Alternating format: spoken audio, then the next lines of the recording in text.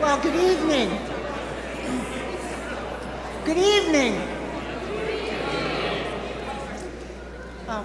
My name is Robin Steinke, and I serve as president of Luther Seminary. And it is my great joy and delight to welcome you to this wonderful evening lecture.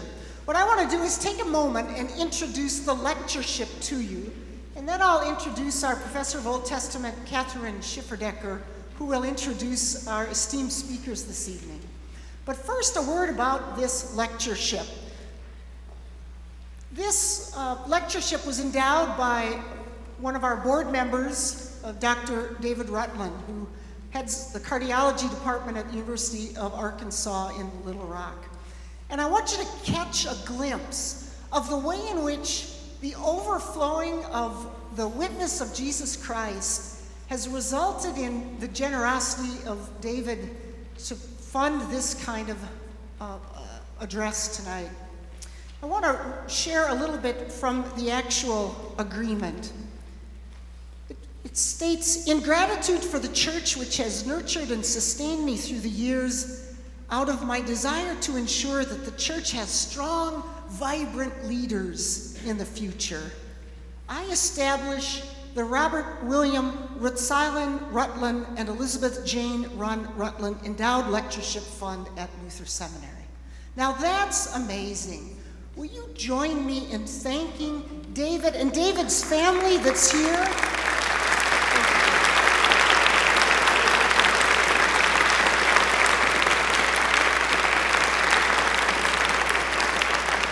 That's a glimpse of Dr. Rutlen and the role of faith in his life. But I also want you to hear a little bit in the agreement about Dr. Rutlen's commitment to education. He writes, "The purpose of this fund is to support this biennial lecture on a topic related to faith and creation. The purpose of this lecture is to engage current and future church leaders in meaningful conversation concerning the stewardship of God's creation, care of the earth, environmental justice, and other such topics as the faculty may deem appropriate." So this fund was established with the hope and knowledge that this will help people who feel God's call to ministry access a theological education that engages them in this study of environmental sustainability. And he concludes by saying, "I further establish this fund with the hope that care for God's creation will be integral to the proclamation and practice of ministry." What a wonderful hope set out in this agreement. Thank you, David. But I want you to also catch a glimpse of the story of his parents, for whom this lectureship is named. His mom and dad were born in 1921 in Ely and Virginia, Minnesota, and their childhoods were shaped by the Great Depression. Robert, the son of Pastor David Ruotsalainen, and I learned from David over the years that we've been doing this, that this Finnish name was shortened right before or as David was born. Their surname Ruotsalainen was shortened to Rutlen because they were concerned David might not be able to spell the name. And their lives centered on family, country, and church. Robert's profound sense of justice and its impact on his grandchildren has led David to focus this fund on the care of God's creation. Thank you, David. I now invite Dr. Catherine Schifferdecker to introduce our lectures to you.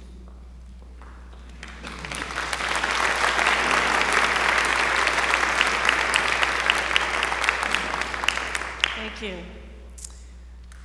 It is my distinct privilege this evening to introduce our speaker for this evening.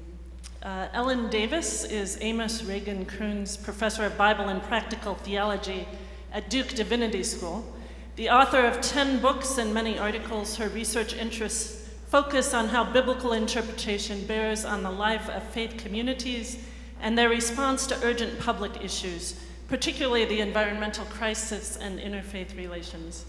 Her most recent book is called Preaching the Luminous Word, and it is a collection of her sermons and essays, and it was published just a few months ago.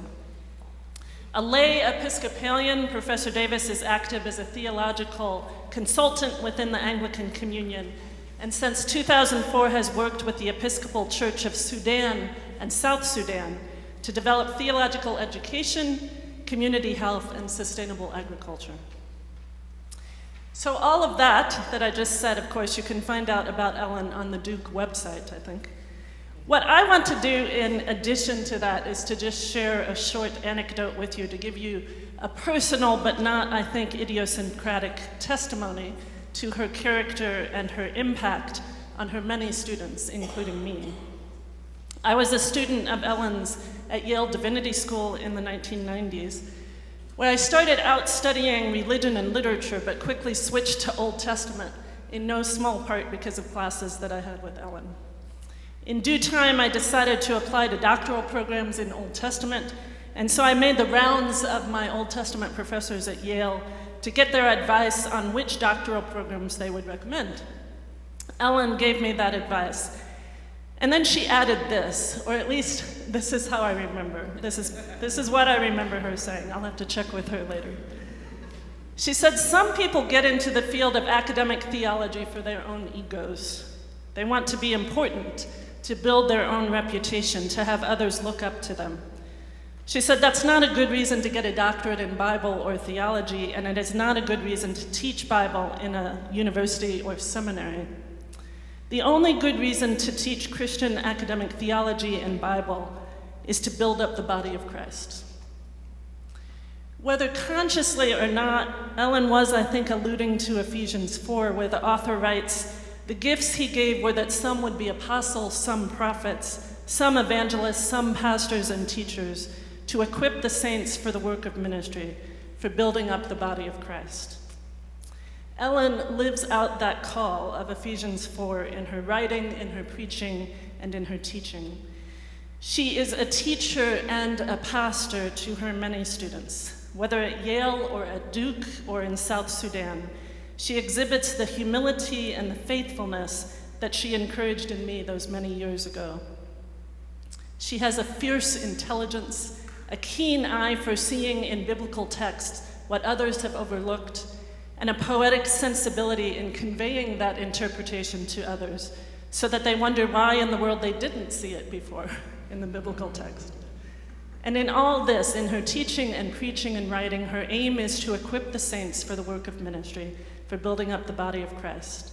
I am thankful for her and to her, and I am blessed to call her my teacher, my mentor, and my friend. We are honored here at Luther Seminary to have her giving the Rutlen lecture on faith and creation. Please join me in welcoming Dr. Ellen Davis.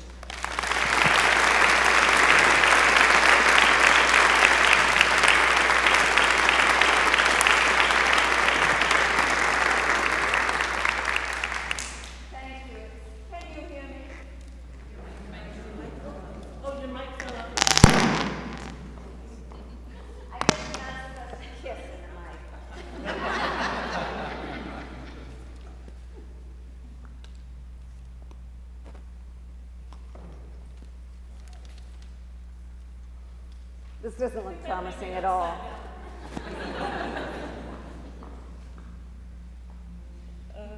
Was it in movie? Oh, here we go. There we go. All right. You might want to squeeze it just a bit. Okay.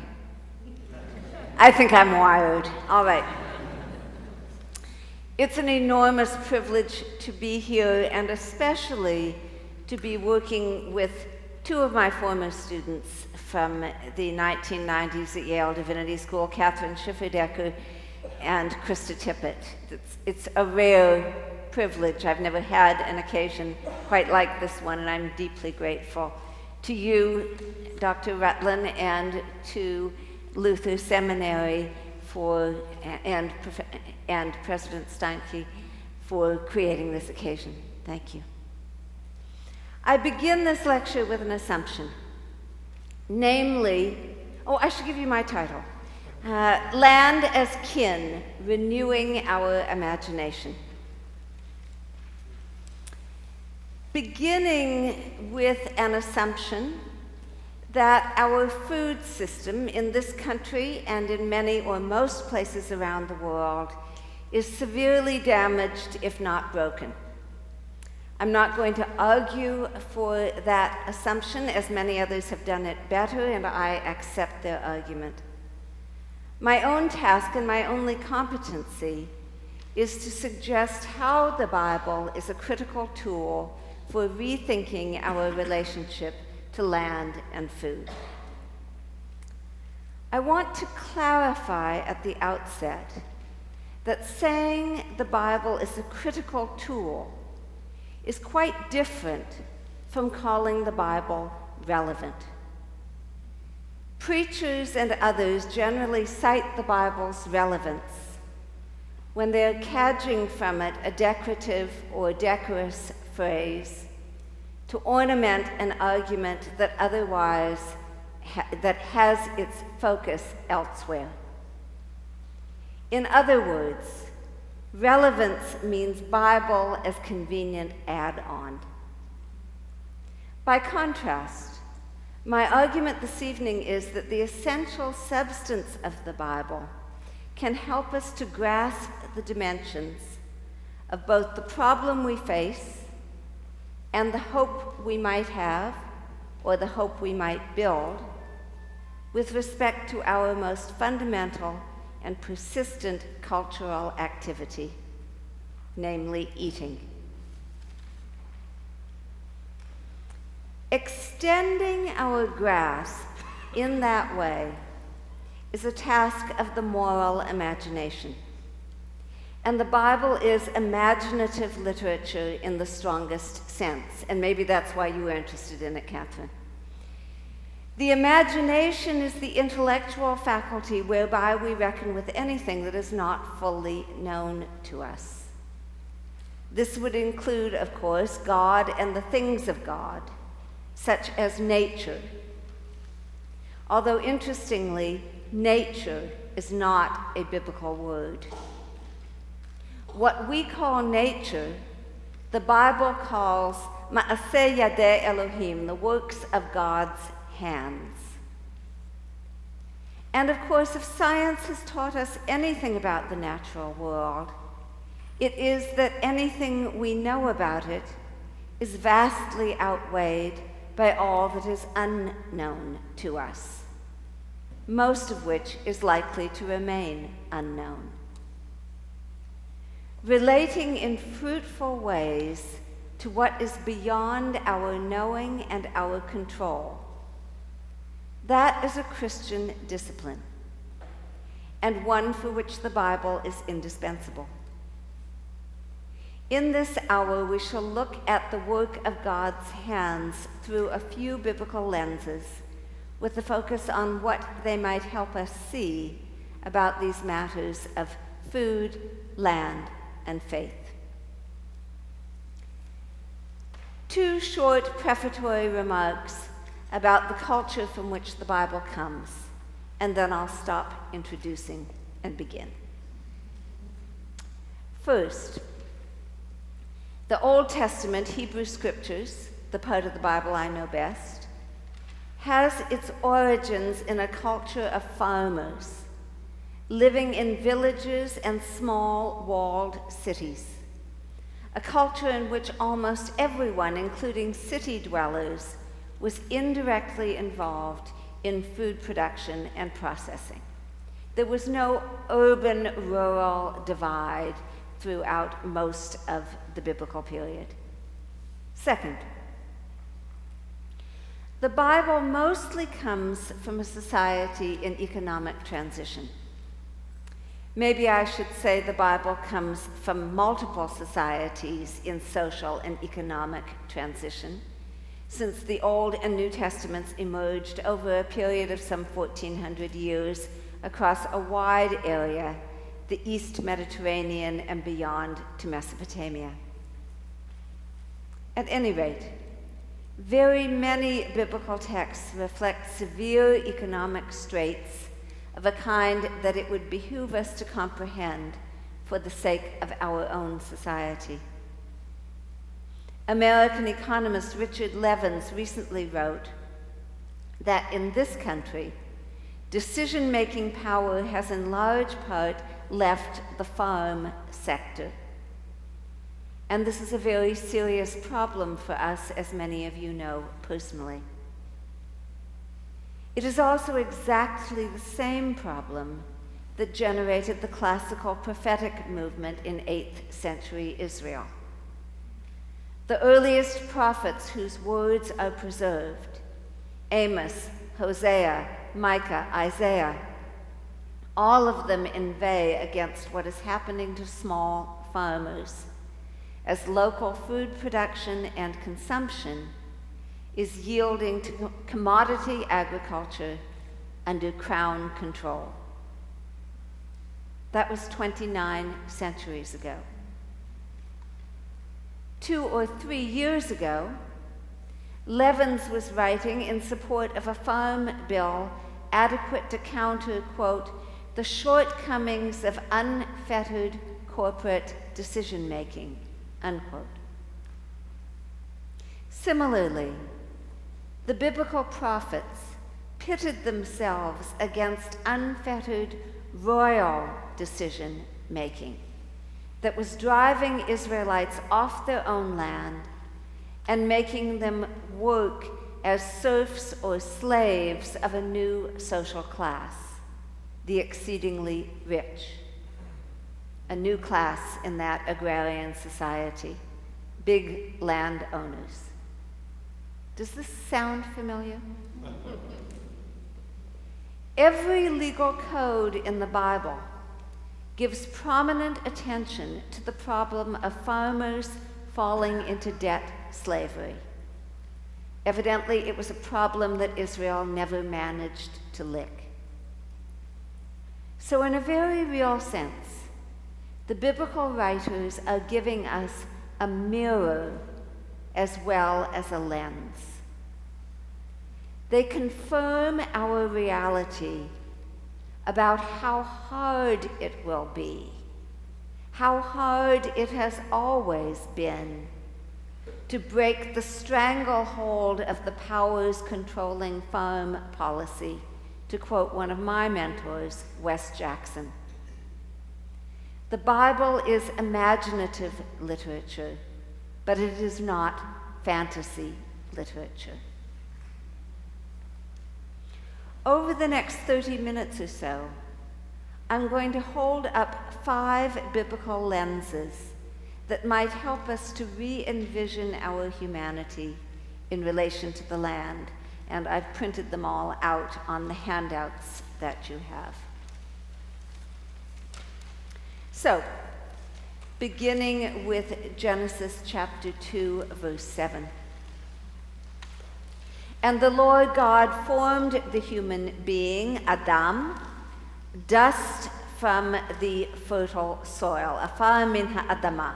So the Lord God formed Adam, the human being, from Adama, the fertile soil. From an agrarian perspective, this verse from the 2nd chapter of the Bible establishes our lineage.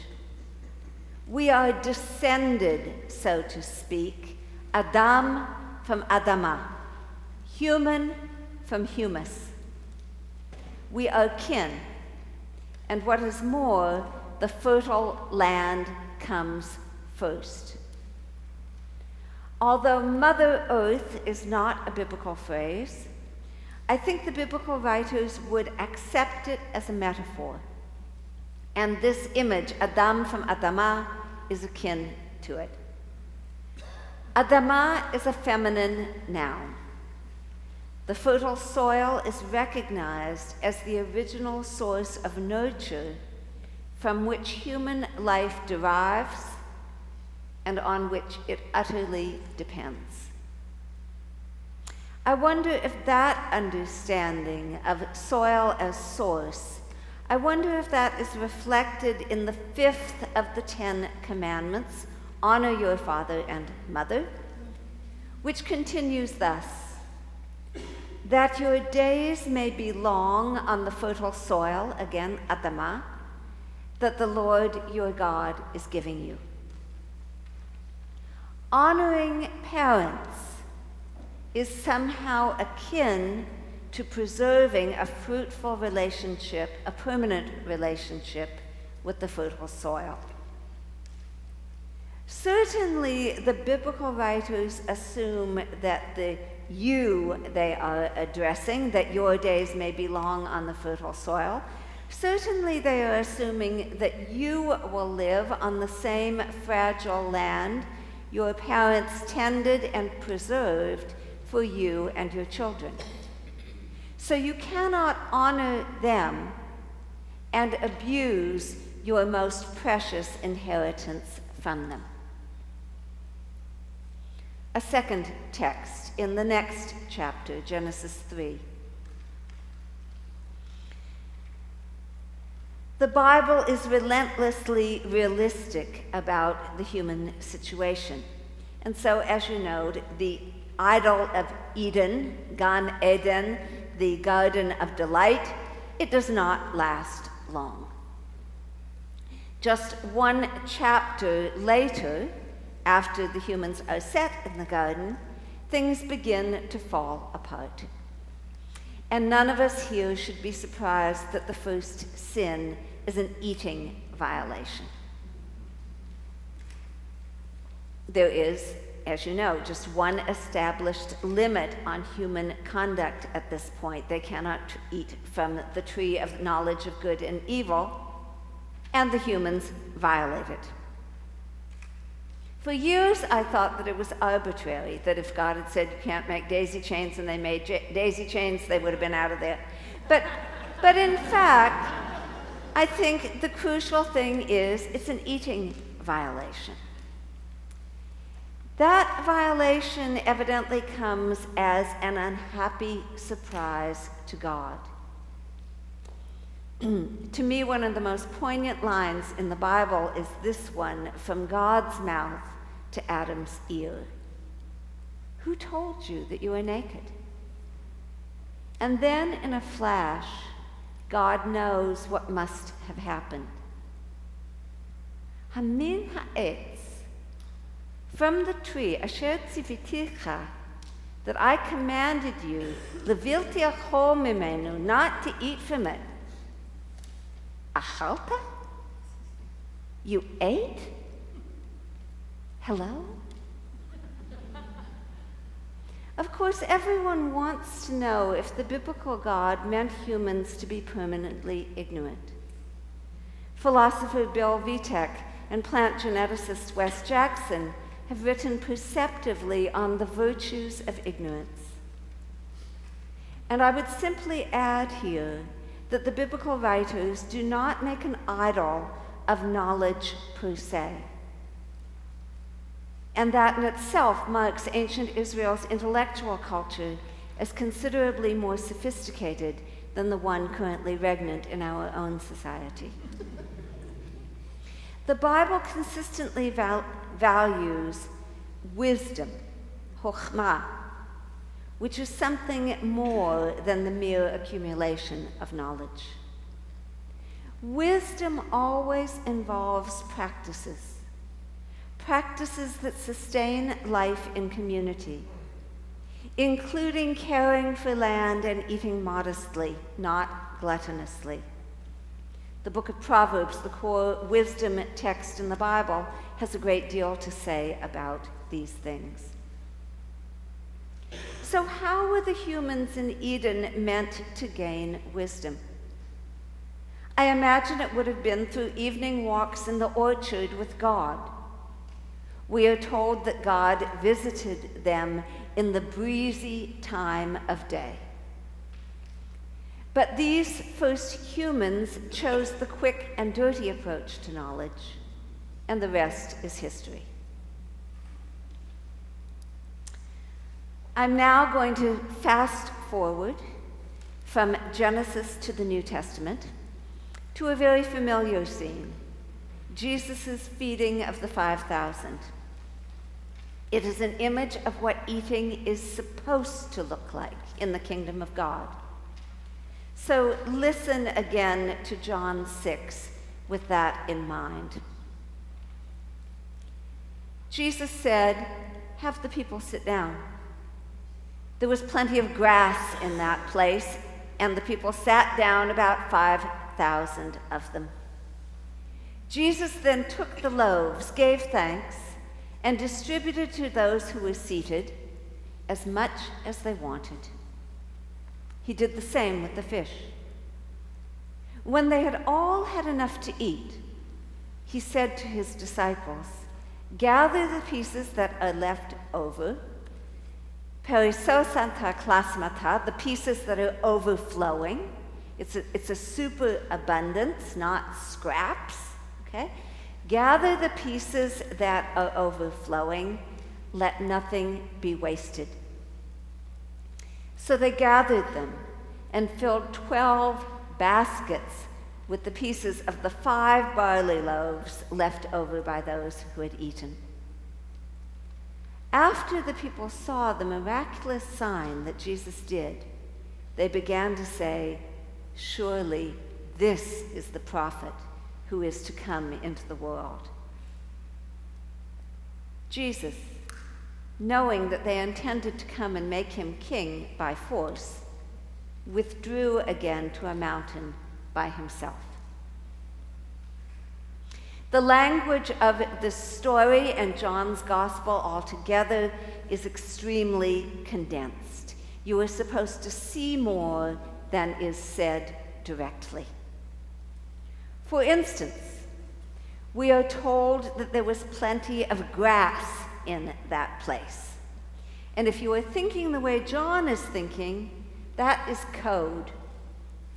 It is supposed to remind you of other green grass passages, especially, of course, Psalm 23, "The Lord is my shepherd, I shall not be in want. He makes me lie down in grassy pastures, Naot Desha. He makes me lie down in grassy pastures." We all know the King James Version's green pastures, but the Hebrew is more concrete than that. We are talking grass. We're talking food for sheep. So the psalm is putting us in the sheep role. And from the perspective of the Psalms, that is a good role to be in. It means that God is looking out for us, providing for our basic needs. I shall not be in want. Accordingly, we read in John's Gospel that Jesus gave them bread and fish as much as they wanted. And when they had all had enough, he gathered up the overflow so nothing was wasted.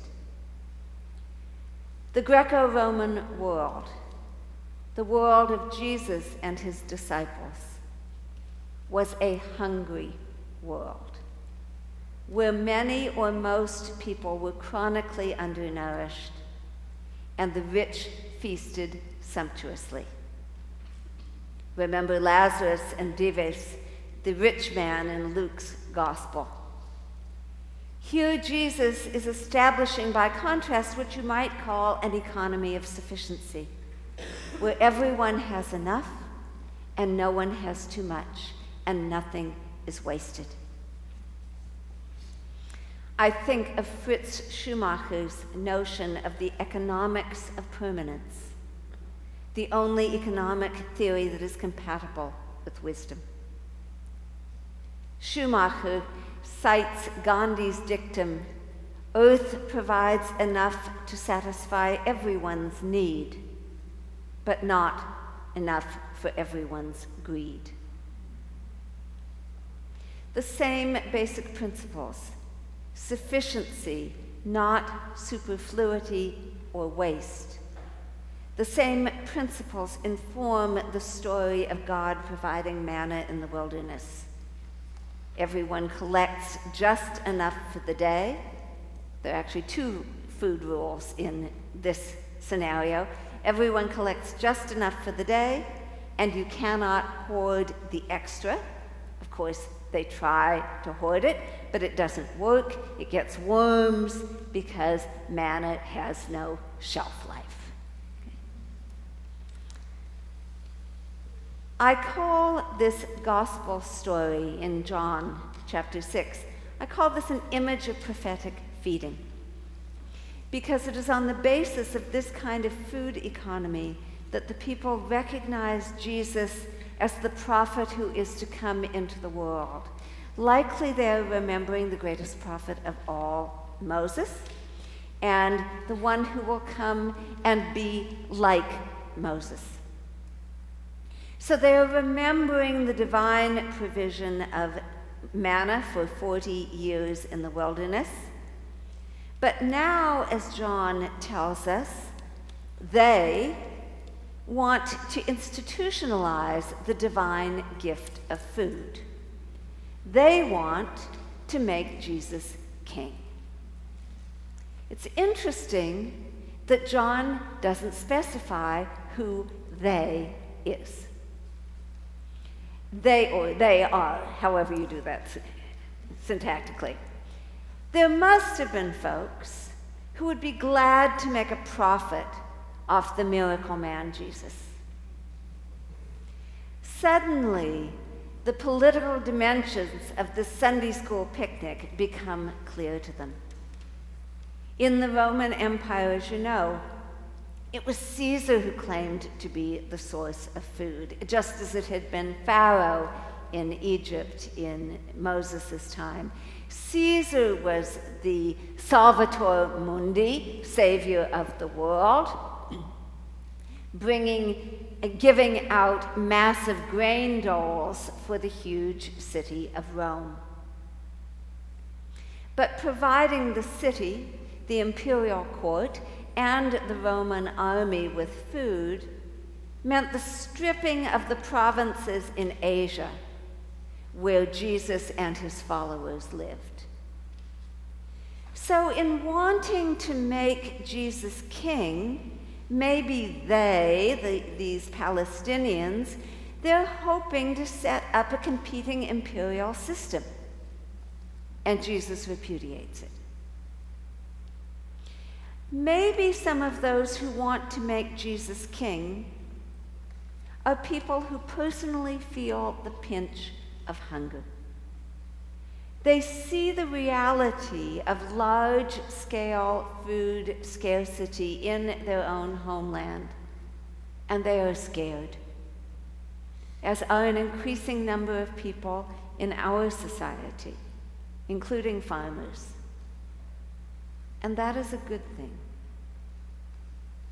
As the biblical writers insist, being scared of the right thing in the right way, the biblical writers call this yirat Elohim, fear of the Lord, fear of God. Being scared of the right thing in the right way is the beginning of wisdom. A foolish, wasteful fear of food scarcity leads us to overproduce, hoard, and lay waste to our land. A healthy fear would lead us to renew our moral vision, to envision communities that can produce food within the limits of nature, rather than the industry producing food by violating those same limits. This story in John can support such a healthy fear and a prophetic vision. It speaks of the daily generosity of God working through the created order as well as through human hands and hearts. God's generosity is sufficient to meet our genuine need, though not our greed. And that is the point of the story.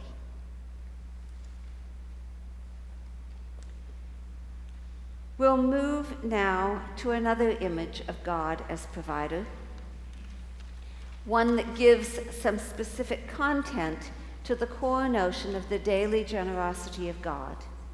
It's the remarkable image of the divine farmer in Psalm 65. The most extended, we have elsewhere in the Bible, we have images of God, especially I think of the book of Isaiah, God teaching humans how to till the soil. But this is, as far as I can think, the only image of God himself, so to speak, as a farmer in the hill country. This is my translation. It may be somewhat different from, it is somewhat different, especially in the first line from standard translations.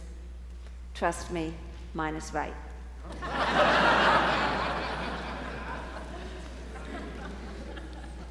Lecha dumiati la, for you silence is praise, O God in Zion, and to you vows are paid.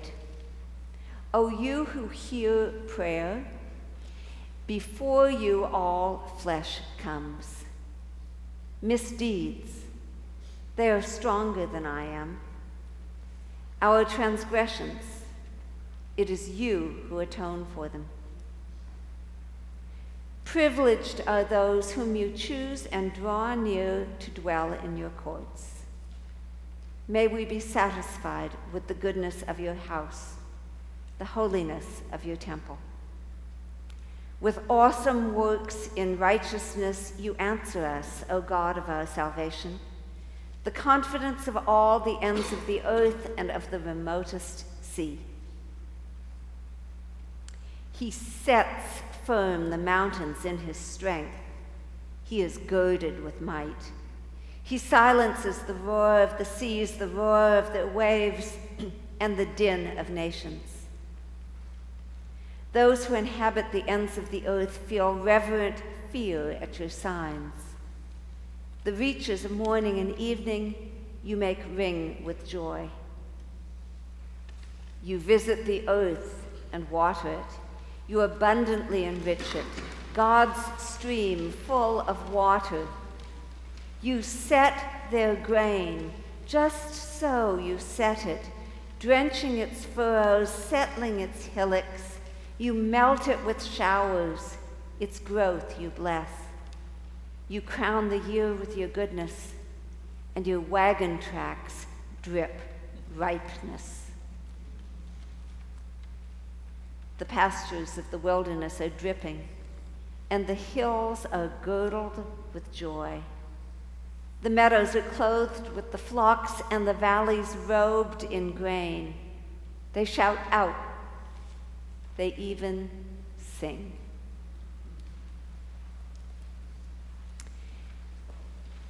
This unique image of God, the divine bending over the furrows to get the crop started at the beginning of the season, then driving the wagon home at harvest time with such an abundance of grain that it's falling off into the wagon tracks.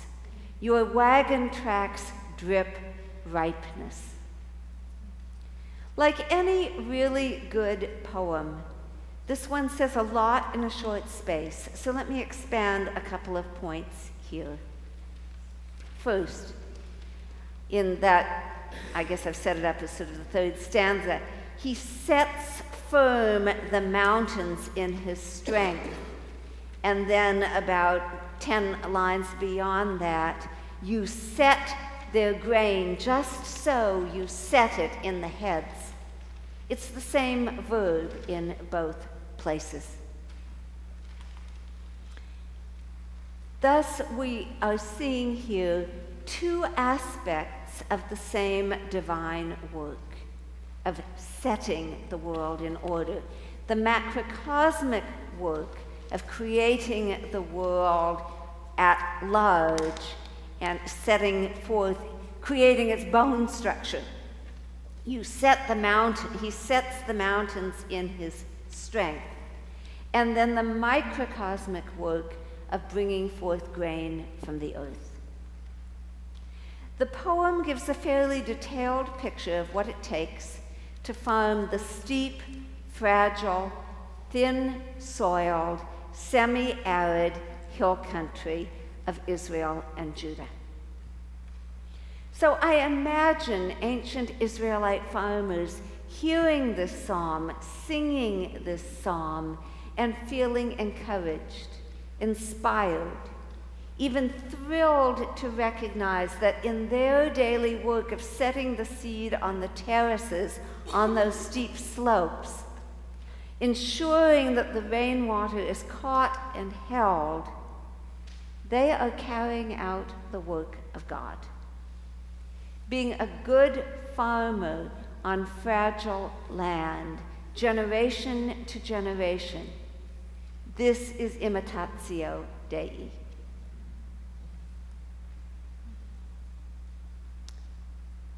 A second thing to note here. This psalm begins with silence. L'cha dumia tila. And it ends with the fields and the valleys singing and shouting for joy. It's a sort of Disney Fantasia scene. It begins also with a confession of sin. Our transgressions are too great for me. I would draw the inference that the psalm reflects an historical moment something like our own, when humans need to say less, to engage in some serious repentance, and listen, just listen, to how the other creatures of God are offering their praise in the moment when our praise is silence.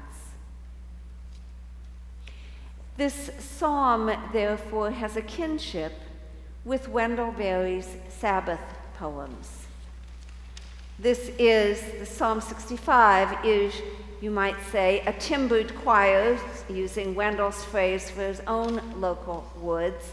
It is a timbered choir transposed to a different landscape, from Kentucky to Canaan. I'm going to cite at length, and I've given it to you in your notes, but you might just want to hear it. I'm going to cite from one of Wendell's 1984 Sabbath poems, which, like this psalm, is marked with the awareness of divine generosity and burdened by the weight of our sin. It also, like Psalm 65, is a poem about silence and song. Here, Wendell Berry is speaking of himself. He steps amid a foliage of song, no tone of which has passed his lips. Watching, silent, he shifts among the shiftings of the day, himself a shifting of the day's design, whose outline is in doubt, unsafe, and dark. Loss has rectified the songs that come into this columned room, and he, only in silence, nothing in hand, comes here. A generosity is here by which the fallen stand.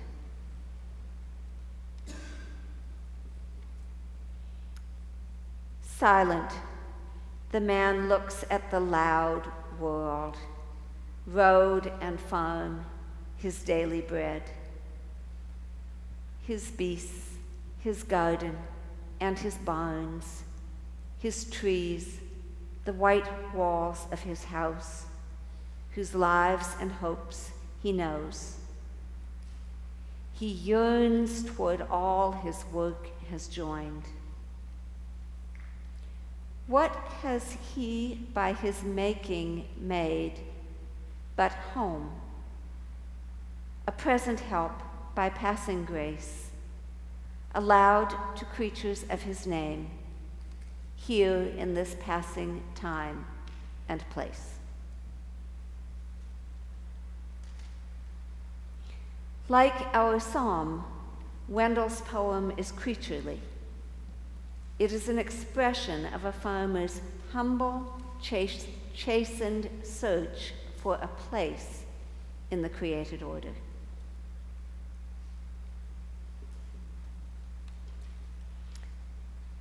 Wendell's poem, as you've heard, is about loss and the yearning for restoration by grace. And that moves me to one final biblical verse. It's one of my favorites. Leviticus 26, chapter 26, verse 42. And with this verse, I am returning to the theme with which my lecture began, namely human kinship with the land. At this point in the biblical narrative, Israel is still in Sinai. The people have scarcely begun their 40 years journey in the wilderness. They are very far from entering the land of promise. However, God is speaking of a time far in the future when Israel will have been punished for turning away from God. Israel that hasn't even entered the land will be sent then into exile, away from the land of Canaan, the land of Israel, into strange lands. Yet, as Leviticus envisions it, after much suffering and loss, God will make good on this promise made to them now in the wilderness. I shall remember my covenant with Jacob, and yes, my covenant with Isaac, and yes, my covenant with Abraham I shall remember, and the land I shall remember. Just hear that again. I shall remember my covenant with Jacob, and yes, my covenant with Isaac, and yes, my covenant with Abraham I shall remember, and the land I shall remember. Two things at least are noteworthy here. First of all, the land is not an it, a thing. It's not real estate. I'm a Californian. I grew up in a real estate economy. Okay? This is not that. Rather, the land would seem to be a covenant partner, like the descendants of Jacob, Isaac, and Abraham.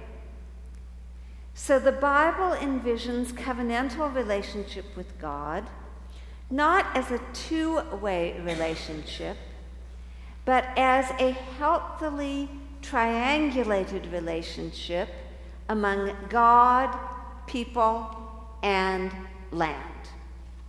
All three partners are essential to God's design for the world.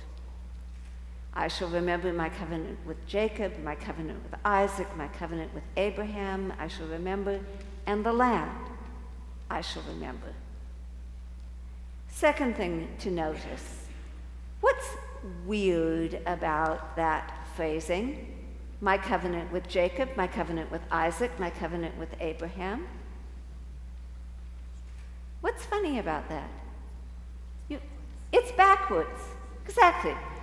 It's the only time that we have the reverse order of the normal Abraham, Isaac, and Jacob. Okay. So we're moving back in time from the nearest ancestor to the furthest ancestor. So Jacob, Isaac, Abraham, and the land. The land is the first ancestor from the perspective of Leviticus, that very green and very mystical book. One of your favorites, I know. And therefore the land, the first ancestor, is worthy of honor, possibly even above all the others. The land comes first, Wes Jackson wrote, in the first modern agrarian essay I ever read, in a book whose title might have been taken from the Bible itself. My introduction to agrarian thinking came from this book. I picked it off the undergraduate soil sciences part of the library at Yale. The book is called Meeting the Expectations of the Land. And when I was just reading the shelves, and when I saw that title on the spine, at some level I thought, whoever came up with that title understands how the Bible thinks about land. Meeting the Expectations of the Land. It was edited by Wes Jackson, Wendell Berry, and Bruce Coleman, none of whom I had heard at that point. The Bible understands that the land has a right to expect something from us. The land comes first. And if we are living out the vision of human existence that the Bible would engender in us, then that principle should inform everything we do every day of our earthly existence. Thank you.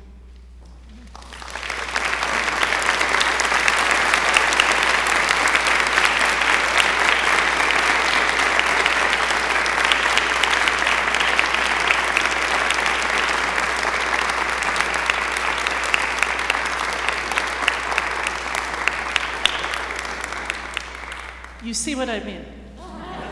She reads the text and we realize, of course, why didn't I see that before? Thank you, Ellen. Your reading of the biblical text reminds us yet again of our kinship with the land, our first ancestor. So I'm going to invite Krista up here, and as we're getting set up for the next portion of our evening, I want to take a moment to thank and to introduce our other distinguished guest this evening, Krista Tippett. Krista was also a student of Ellen's at Yale Divinity School. We overlapped by a couple of years. And she very graciously agreed to conduct a public conversation with Ellen in lieu of a question and answer period following the lecture. So the plan is to go till about 8:30 with this portion, with this public conversation. Let me just say a word about Krista, though I think many of you know her. Krista Tippett is a Peabody Award-winning broadcaster and New York Times bestselling author. She created and hosts the public radio program and podcast On Being and curates the Civil Conversations Project. She received the 2013 National Humanities Medal at the White House for, quote, thoughtfully delving into the mysteries of human existence. On the air and in print, Ms. Tippett avoids easy answers, embracing complexity and inviting people of every background to join her conversation about faith, ethics, and moral wisdom, unquote. Krista's books include Becoming Wise, an inquiry into the mystery and art of living, Einstein's God, conversations about science and the human spirit, and Speaking of Faith, Why Religion Matters and How to Talk About It. We at Luther Seminary sincerely thank Krista for her generosity in participating in the conversation this evening. So please join me in welcoming again Ellen Davis and Krista Tippett.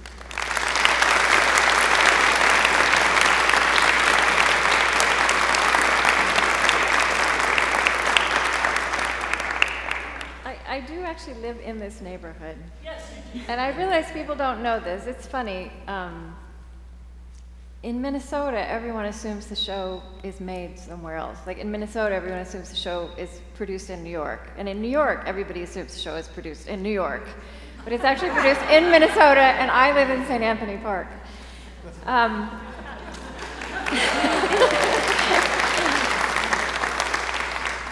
And yeah, like Catherine, Ellen was my teacher. I'm delighted that she's become my friend in these years since she was my teacher. I went to Yale Divinity School from divided Europe. I had been a journalist. I had been working in politics, and I was very confused about what questions I wanted to pursue, not just personally, but in my vocation. And I ended up studying theology and this is the way I would say it, to figure out if, I felt like this was the discipline that addressed life with a capital L and death with a capital D, unlike the political disciplines that were moving those nuclear missiles around on a map of Europe. which was in fact a different exercise.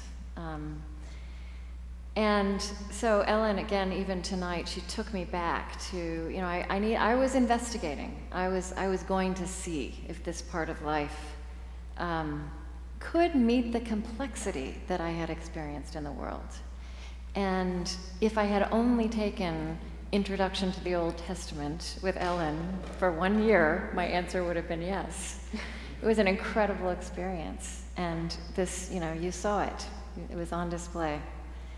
I'm also going to tell you, I was going to tell you this earlier, but I was also reminded that the world has changed profoundly since you and I first met. On Twitter today, someone tweeted at me, knowing I was going to be here tonight, I can't be the only biblical scholar who has a platonic crush on Ellen Davis.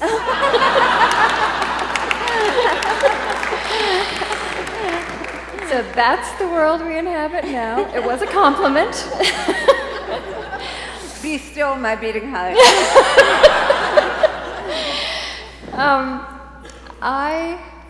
I love the distinction that you drew about the Bible and a biblical perspective being a critical tool as opposed to being relevant. I think that's what I was asking all those years ago.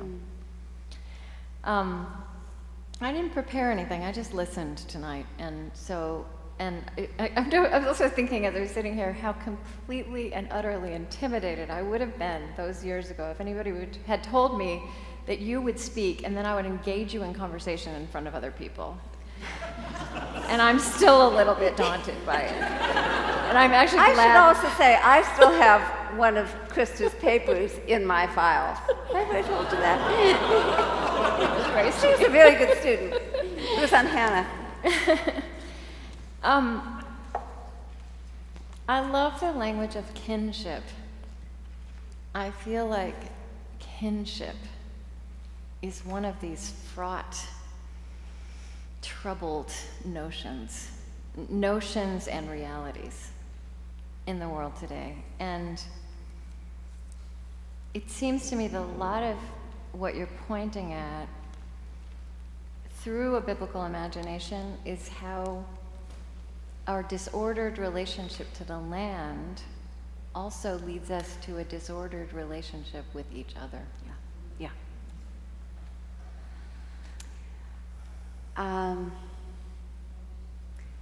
Couple of things come to my mind.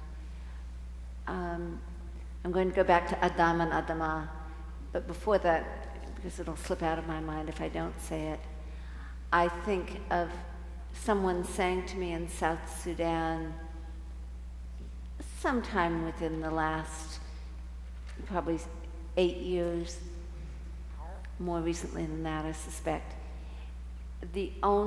for us, agriculture is the only alternative to war. This was a young man who would have grown up in some place like Kakuma refugee camp where food is provided, but of course these agrarian peoples who time out of mind have lived in cattle camps or farmed, but that whole set of skills has been lost because of living in refugee camps.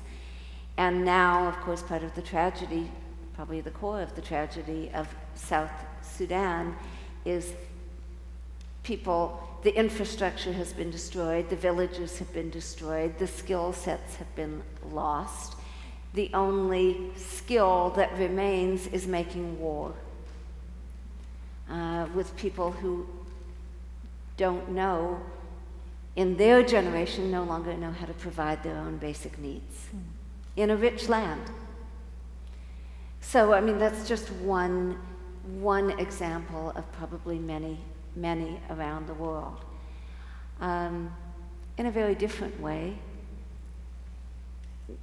the phenomenon of rural rage in this country is connected. It's so striking when you pointed out that the urban-rural divide would not have been a concept for the biblical writers.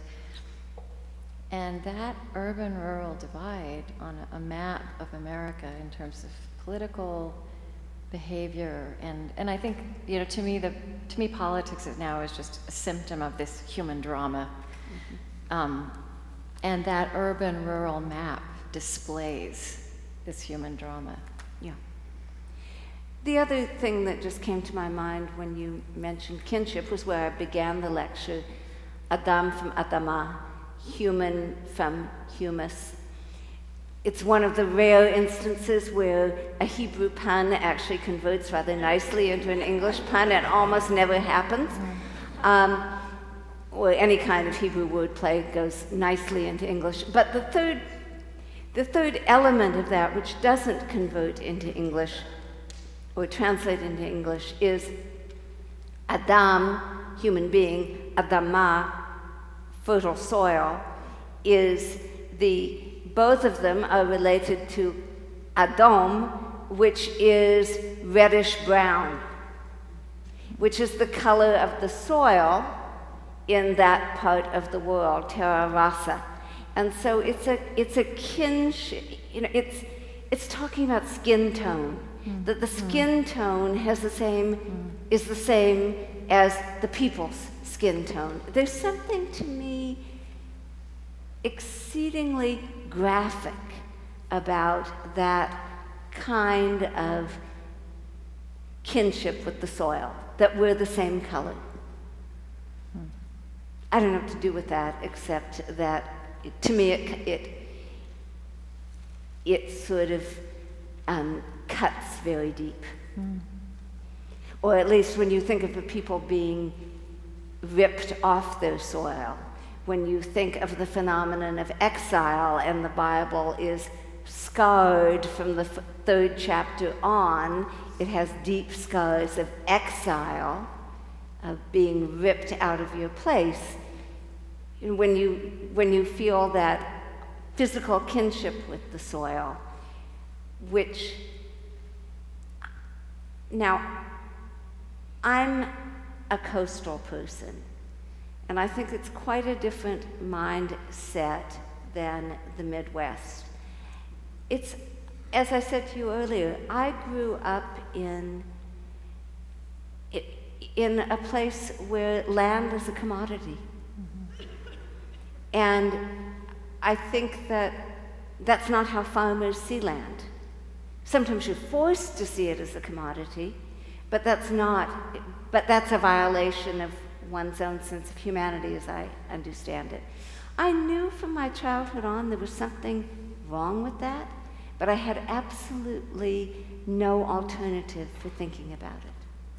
And it was really only this line of thinking that came to me midlife that began to give me a sort of healthy alternative to a basic distortion with which I was reared.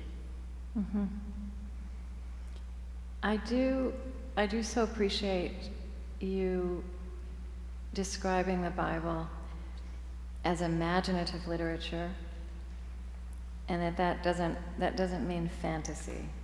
And even to me, that also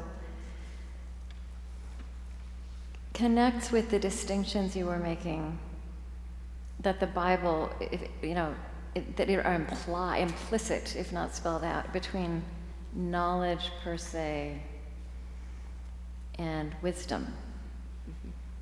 And it seems to me also that these distinctions are very, I was going to say relevant, but I won't, are critical tools. What was that you said? That are critical tools, Christian disciplines, for being discerning and wise, and I would say a generative presence in this moment where, I think the whole idea of truth and fact, I actually feel like there's a crisis of truth, but we've been building towards that for a long time, because facts actually were never enough. Knowledge per se was never enough, because it doesn't necessarily get us wisdom. I think that I teach in a seminary, a divinity school. Even in that educational context, I think we do not ask enough the question of vocation with respect to our education. I mean, students might say, why do I need to know this? But that's not asking the vocational question. That's expressing annoyance, But I think we do need to ask that question seriously. Why do I need to know this? Mm-hmm. And in some ways, this is too loose. I've not written on this. But I think that education in our society has some of the same significance as land did in Israel. Mm. It is the means. Everyone has to have access to the means of life. Land in an agrarian society, a traditional agrarian society, is the means of life. In our society, education is the means of life. Mm-hmm. Everyone needs some access to it. But I think we do not ask enough what is vocational about getting this education. I mean, we might ask what's professional about it, what's going to get, Right, but vocational is larger than but that's what larger. your job will be. You actually write about, you write about curiosity being the thing that matures in the fullness of time, in a sense. It matures into a sense of vocation. Mm. That, I think, is something we don't, and I think that there's something very fundamentally human about curiosity that, if it's enabled to have its full maturation process, turns into vocation. Maybe in ideal circumstances, but not in rare circumstances. But I think we short-circuit that in the way we think about what we know and why we need to know it. And I mean, we even talk about the knowledge economy, right? Yeah. And if you think about curiosity as a companion to knowledge, which will keep growing knowledge up in a way. Mm-hmm. And just to add one thing, and I think we've come to think curiosity is a trivial thing. Mm-hmm. And it's not a trivial thing. Right. So ever since I took Old Testament with you all those years ago, I've thought about eating and food the way you described it tonight. And when I was writing about wisdom, or actually, well, it's part of my show, years ago I interviewed this evolutionary biologist, David Sloan Wilson, and I was talking to him about, so with food and eating, as you point out, actually, all of what we called progress and what we called knowledge and what we called innovation, especially in the 20th century, led us away from wisdom. It led us to things that are life-destroying rather than life-giving. And so now we're in this bizarre moment where, it's good, but it's bizarre that there's this great discovery of real food, right? Like that we have to come up with a hip concept of farm to table. It's cutting edge. Really, it's just so interesting. One thing I asked him, this evolutionary biologist, I said, does it make any sense that for us to evolve, sometimes it's not about learning new things, it's about relearning things we used to know and forgot. And he said, a fish can take itself out of water and it can no longer be a fish. And that we humans do the equivalent of, and with food, it to me is just the example. We've taken ourselves out of water, and we have to get back into this basic element just to survive. My most important teacher in university, Joseph Tussman, a professor of philosophy at Cal Berkeley, said, the most important task of the teacher is to define the basic things over and over and over again. It's basically what you're doing. And it seems to me that that's exactly, there's nothing wrong with it. It's the process whereby we learn. We keep having to come back to basic things. In some ways, I noticed we were in Stillwater today, was it, for lunch? And as we came out, right across from where we had lunch on the river, there was a storefront, and it was a cook's school. People learning how to cook. Well, if you skipped that first time through, then it's a good thing to catch up. And in a sense, our whole society, having, as you've suggested, kind of skipped that for a while. We need to catch up, because you can't be human if you don't know how to provide the most basic needs for your own body and those and the bodies that depend upon you.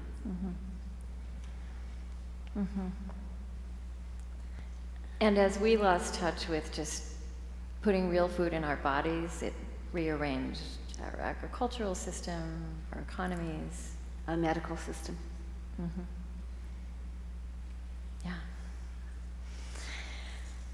Well, and I think that the rearrangement of our economies is something, I just want to dwell on that for a moment. Because Wendell Berry says, food doesn't come from money. Food comes from land or sea, and only from land or sea. So, but we have this notion that if we somehow produce enough money, we'll have enough food. Well, that's just faulty thinking. So we need a land-based economy, or a healthy oceans-based economy, rather than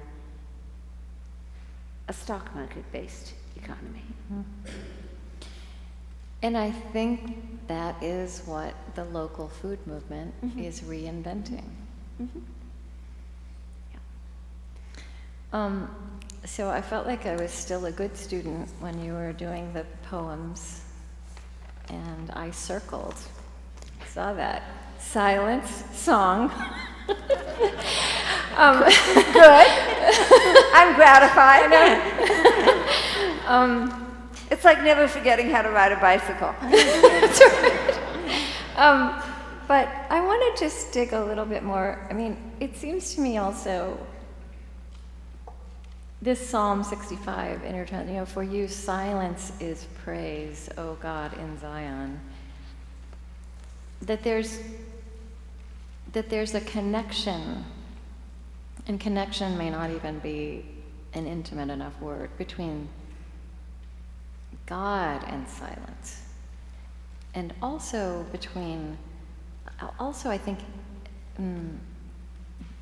there's a relationship for you with what poetry can express and the reality of silence, or the value of silence.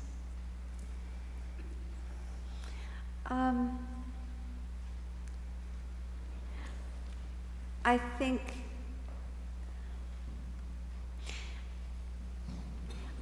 poetry slows us down. You can't read poetry in distraction. You can't read poetry to get the gist of it, there's no point. Either read it slowly with attention or don't read it, because it connects to some of what you were saying earlier. Poetry is not about facts. Poetry is something about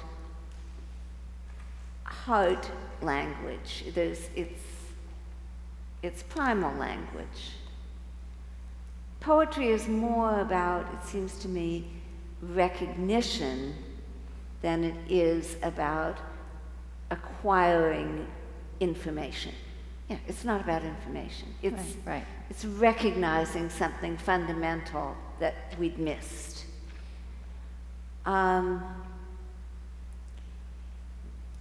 And this isn't quite, maybe not quite where you were going, but the religious life, and here I'm really thinking, it's a world you know something about. When I speak of the religious life, I'm thinking in the first instance of nuns and monks, and people who are in vows, who spend a lot of time in silence, and I sort of connect to that part of the church's life more than I do to the life of a busy parish. God forgive me. But I connect to the religious life because, in large part, they make a lot of space for silence. And in my own younger life, when I was trying to sort of find my own place in the world, that was really the silence that monasteries and convents provided. I don't think I ever could have found my vocation, actually, if it hadn't been for the space. You know, the monastic value of silence and the monastic value of hospitality are very closely connected, and as you know. And sometimes what that life, which is very often confined to a particular place, that people under religious vows, at least Benedictines, take the vow of stabilitas, that they will live out their vocation within these walls. Whatever the temptations may be to go out elsewhere, whatever they need to be and do, they can do in this space. And that space becomes cultivated through their silence and their prayer. It's like a garden that then people like me can come into for a time, and it turns out to be a growing space. There's a lot of food, there's nurturance there. And that I've not thought before now of how closely that basic monastic vocation to provide hospitality to whoever shows up at the gate. In Bernard of Clairvaux, in his sermons on the Song of Songs, and the Song of Songs is, of course, an imaginative return to the Garden of Eden, in which the ruptures between God and humanity and the land, the garden, and between man and woman, all those are being healed. And so Bernard of Clairvaux wrote 86 sermons on the Song of Songs before he died, and he got up to chapter 3, verse 1. Okay? He wasn't, he couldn't be rushed, okay? Someone else then came along and finished them all up, and they're horrible. But Bernard's brilliant, and they're called sermons on the Song of Songs, but they were composed at a desk. So they weren't actually chapel sermons. But what he's doing is evoking the ethos of the monastic life. And so he's teaching, and he's, deep into the love of God. And then he says, there's been a knock at the gate. We have to stop. Someone needs hospitality. We will return to this when time allows.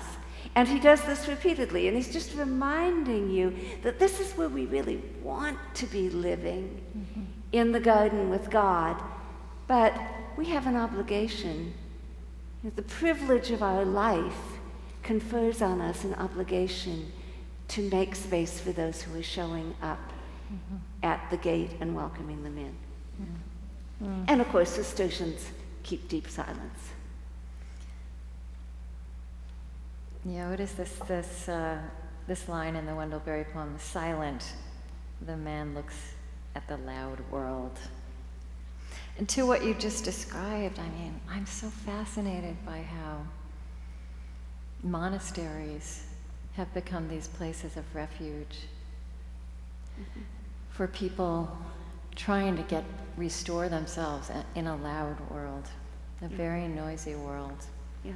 And not the same kinds of pilgrims who would have come 10 or 20 or 30 years ago, but people knowing their need of silence. Yeah. I began spending a lot of time in monasteries in 1981. So that's more than 35 years ago now. At that time, I imagined that there would be, that monasteries as we knew them then would get more vocations and that they would grow. Because I was pretty sure then that our world was going to get more chaotic. And as you've suggested, monasteries from at least the 6th century on have tended to grow in times of, the monastic movement was founded with the collapse of the Roman Empire to a great extent, and again the Byzantine Empire. So it grows out of cultural chaos. It hasn't been as I supposed, in that the traditional monasteries, by and large, have not grown. But they haven't disappeared either.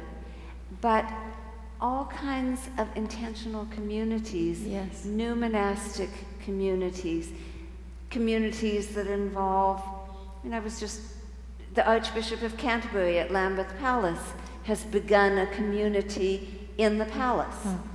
And they are men and women, even married couples. So these are configurations, but finding appropriate ways to take vows, to commit their lives. That seems to me to be not just powerful, but essential in some ways.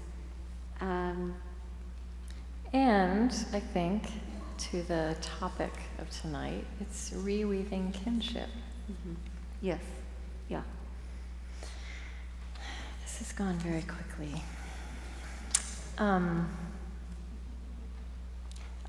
I think as we finish, I want to hear a little bit about. I was just today editing a show we're doing in a couple of weeks on Hannah Arendt, and it's really wonderful. And she uses this phrase of the dark age, right? And I think, whatever you can, it is possible to debate whether this age is as dark as it feels. But it feels chaotic and hard, I think, for almost everybody in different ways. And I'd like to know a little bit, and maybe you were pointing at this now, about where you are where your hope is planted right now. And also, where my hope is? Where you're finding hope. I I mean, to me, that's also a little bit connected to this notion of prophecy, who the prophets are among us. And I think that's also connected to poetry, right? I mean, Walter Brueggemann says the prophets were also always poets. So, yeah, tell us how you're moving through this moment with your biblical imagination. To me, the single most hopeful thing is that I never, whenever I open a biblical text, people hear it as speaking in an elemental way to their basic needs. I mean, if that doesn't happen, it's because I didn't open it, successfully. But when that happens, then my experience, I've never had the experience of people just saying, well, okay, I'm glad it does something for you. People hear it. That suggests to me, that Scripture is the living Word of God for the people of God, and that we're still alive enough to hear it. That to me, this is the job that I've been given to do, and that the other thing that gives me hope is my students. At the time when you and Catherine were at Yale Divinity School and I was teaching these courses on a biblical theology of land, and I think on the whole, people regarded it as a curiosity. Yeah, they did. Okay. Well, yeah, no, it's so fascinating to think about. When this was 25 years ago, no one was talking about climate crisis. I mean, some scientists were talking about it. But I think people thought, okay, she's a nice person, so we'll take a class. But not because they thought it was important. Although I think, again, when we opened the text together and looked at it, then they began to think there might be something there. But now, in my classrooms, in my own family, in the families of my professional friends, young people are taking up farming. I talk to people, clergy, who have decided to take an early retirement to farm. And I ran into one at the airport today as I was coming here. It's really not even a retirement. She's just decided that she can do her ministry from the farm. There are countless numbers of these stories now. They just didn't exist 25 years ago. That suggests to me, and these are people with a good education who want to use their education in this way. I think this seems to me to be quite imaginative. And it's a change in our values. And it's a helpful change in our values. I don't mean it's, there are things that concern me. There are plenty of things that concern me about the people in my classrooms. As there were plenty of things about me that rightly concerned my teachers.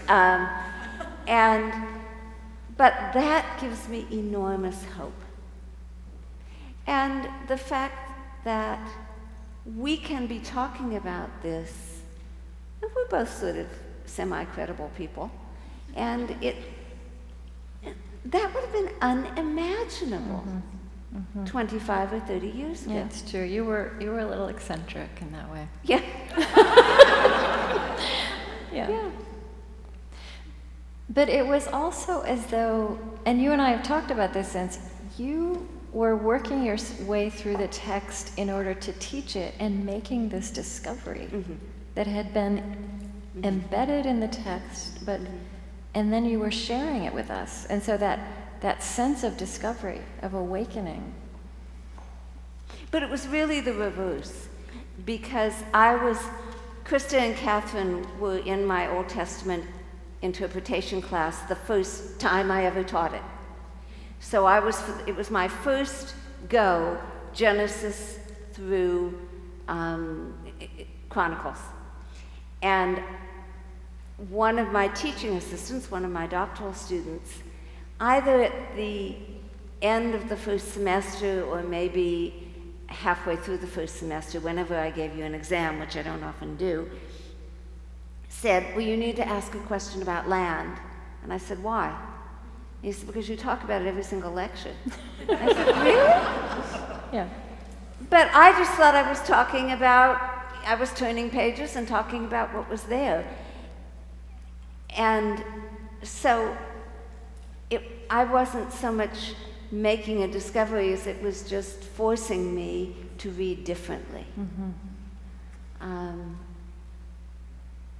it turns out, then when I did it took me 20 years to write the book because it was so far out of my own intellectual culture. And I didn't want to do something that was palpably ridiculous. And I thought that when I published it, I expected to be roundly criticized. And to my surprise, people went, oh, well, that makes sense. And I think it just came at the moment, and I know we need to end, it just came at the moment. I published it in 2008.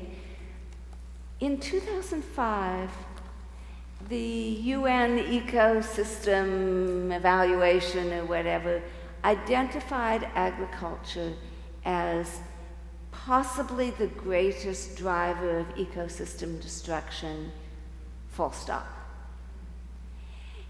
That was 2005, that report was done, but it didn't really hit the libraries, at least at my university, until 2007.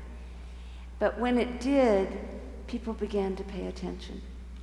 And it really changed, at least at my university, it changed the conversation about agriculture and ecology. And people could, in theology, people separate the practical and the theoretical is better than the practical. Right. Okay? If you're smart, you do theory. If you're not so smart, you do the practical stuff. Okay? And the same was true in science and agriculture. Right. That has changed.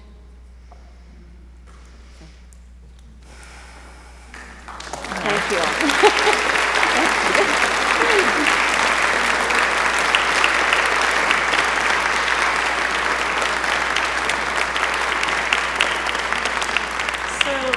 Krista asked me to be the timekeeper, and I hate to do it, but it is past 8:30. But what a privilege to eavesdrop on this conversation between two very wise people. So thank you so much. Thank you again to David Rutlen and his family for endowing this lectureship, and thanks especially to Krista Tippett and to Ellen Davis. Please join me.